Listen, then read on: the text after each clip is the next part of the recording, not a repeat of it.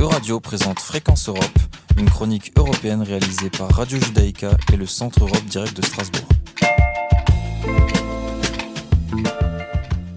Le 9 novembre dernier, les États membres de l'Union européenne et le Parlement européen se sont mis d'accord sur un texte sur la restauration de la nature, crucial pour lutter contre le déclin de la biodiversité. Olivier, quel est l'état actuel de la biodiversité dans l'Union européenne ? Alors, la biodiversité dans l'Union européenne décline fortement. Les populations d'espèces et les zones naturelles qu'elles abritent se réduisent et se dégradent. Les écosystèmes et les populations d'espèces subissent la pression d'un certain nombre de facteurs, dont notamment la pollution, le changement climatique, la perte d'habitat ou la prolifération d'espèces envahissantes. Aujourd'hui, dans l'Union européenne, 80% des habitats sont en mauvais état, 10% des espèces d'abeilles et de papillons sont en risque d'extinction et près de 30% des papillons des prairies ont été perdus depuis 1991. Enfin, 70% des sols sont en mauvaise santé. Pourtant, Olivier, l'Union européenne avait déjà mis en place des politiques en faveur de la conservation de la nature. Oui, c'est exact. L'Union européenne dispose de 2 législations emblématiques sur le sujet, l'une sur la protection des oiseaux et l'autre sur la protection des habitats des espèces animales et végétales menacées. L'Union a aussi créé Natura 2000, un réseau européen de sites protégés qui répertorie des zones de l'Union européenne contenant une faune et une flore dotées d'une grande valeur patrimoniale. Les sites répertoriés sont soumis à des règles précises afin de permettre la conservation d'espèces et d'habitats particulièrement menacés. Le réseau Natura 2000 regroupe aujourd'hui 18% de la surface terrestre du territoire de l'Union et 10% de sa surface marine. Pourtant, l'érosion de la biodiversité n'a pas été enrayée ces dernières années. C'est pourquoi l'on ne parle plus seulement de protection de la nature, mais de restauration de la nature. Selon les derniers chiffres de l'Agence européenne de l'environnement, seuls 15% des habitats et 27% des espèces protégées sont en bon état de conservation dans l'Union européenne. Mais alors de quoi parle-t-on avec ce texte, Olivier ?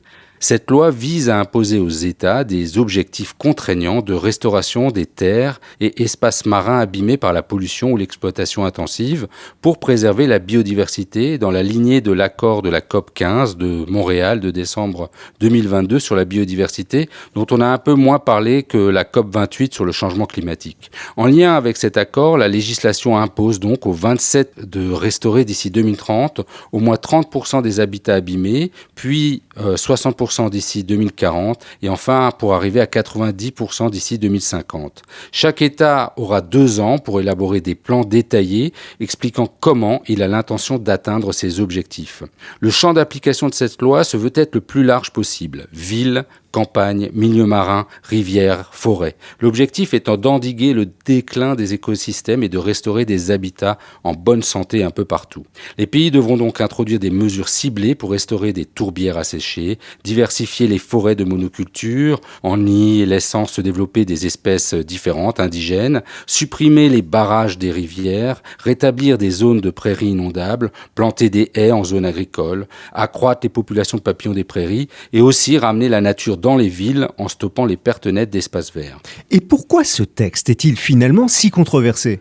Alors, dès le début de cette législature, le Parlement a déclaré l'urgence climatique et a mis en place un grand plan de transition écologique, le Green Deal ou le Pacte vert, en bon français pour faire de l'Europe le premier continent neutre en carbone d'ici 2050. Mais pour y parvenir, ce sont 75 lois européennes qui ont été adoptées. Certains à droite de l'échiquier politique européen s'inquiètent de l'impact de ces textes pour l'avenir de l'agriculture ou de la pêche.